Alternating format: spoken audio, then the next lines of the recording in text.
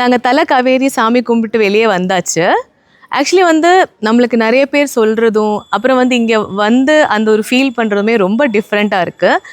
First thing வந்து அங்கேருந்து ஒரு 500 மீட்டர் நம்ம மேலே நடக்கணும்னு சொன்னாங்க. ஆக்சுவலி வந்து டெம்போ ட்ராவலர் பஸ்ஸஸில் வரவங்க மட்டும்தான் அங்கே மேலே ஏறி நடக்கணும். நம்ம காரில் வந்துட்டோம்னா இங்கே மேலே வரைக்குமே நம்ம கார் அலௌடு தான். ரெண்டாவது விஷயம், ஸ்டெப்ஸ் வந்து நிறைய இருக்கும்னு சொன்னாங்க. ஆக்சுவலி நிறைய ஸ்டெப்ஸ் இல்லை, ஹார்ட்லி வந்து ஒரு 30 ஸ்டெப் இருக்கும், 30-40 ஸ்டெப்பு தான் இருக்கும். அதுவுமே வந்து ஏறுறதுக்கு ரொம்ப ஈஸியாக தான் இருக்குது. அப்புறம் போன உடனே ஃபர்ஸ்ட்டு வந்து பார்த்தோன்னா ஒரு கணபதியோட டெம்பிள், சிவனோட லிங்கம் தான் இங்கே வந்து மெயினாக வந்து பூஜை பண்ணுறாங்க. அதுக்கப்புறம் பார்த்தோன்னா அந்த காவேரி ஆறோட தண்ணி அங்கே இருக்கும். அண்ட் அங்கே ஒரு குருக்கள் கூட உட்காந்துட்டு இருக்காங்க, அவங்க நம்மளுக்கு பூஜை பண்ணி தருவாங்க. ஸோ நம்ம நல்லா ப்ரே பண்ணிவிட்டு வெளியே வரலாம். இன்னொரு விஷயம் என்னென்னா, ஆக்சுவலி அந்த தண்ணி நான் உங்களுக்கு அங்கே காமிச்சிருப்பேன். அந்த காவேரி தண்ணி வச்சுருக்காங்கல்ல, குருக்கள் எல்லாம் இருக்காங்கல்ல, அங்கே வந்து தண்ணியில் இறங்குறதுக்கு அலௌடு.